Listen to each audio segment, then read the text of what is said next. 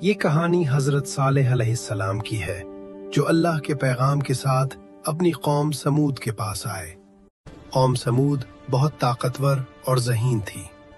وہ پہاڑوں میں گھر بناتے اور اونچی چٹانوں کو کاٹ کر شاندار عمارتیں تیار کرتے تھے، مگر ان کے دل غرور، طاقت اور اپنی دولت پر فخر کی وجہ سے سخت ہو گئے تھے۔ انہوں نے اللہ کی عبادت کو چھوڑ دیا اور زمین میں فساد پھیلانا شروع کر دیا۔ حضرت صالح علیہ السلام نے اپنی قوم سے کہا، اے میرے لوگ، اللہ کی عبادت کرو، زمین میں فساد نہ پھیلاؤ اور میرے پیغام کو سنو۔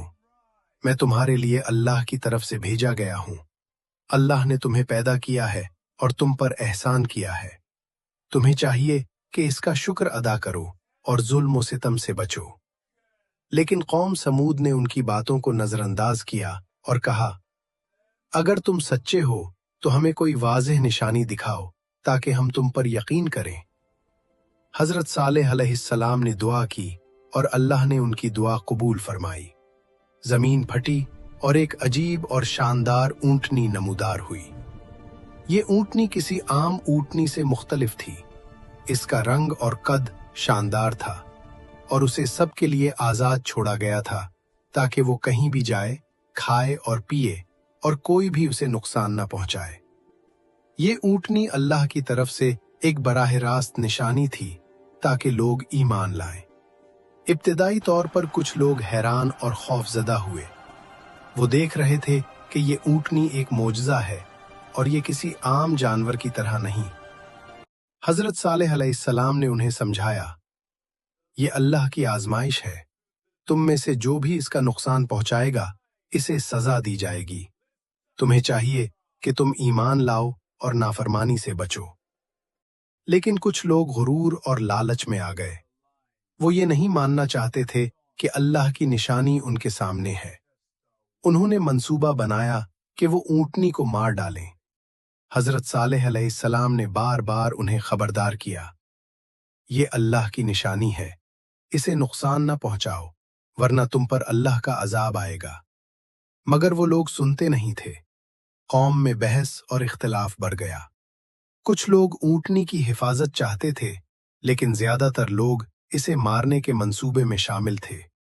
وہ سمجھتے تھے کہ اگر وہ اونٹنی کو مار دیں تو یہ ان کے لیے آزمائش ختم ہو جائے گی یا شاید وہ اس پر قابو پا لیں۔